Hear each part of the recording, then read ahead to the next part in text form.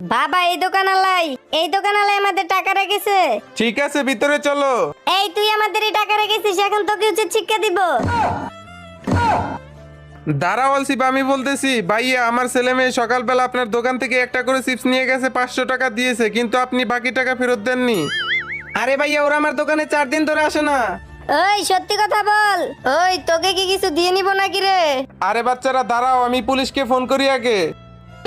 আরে ভাইয়া দাঁড়ান দাঁড়ান, আমি ওদের টাকা নিয়েছি। এই নাও তোমাকে 500 টাকা দিলাম, এই নাও তোমাকে 500 টাকা দিলাম।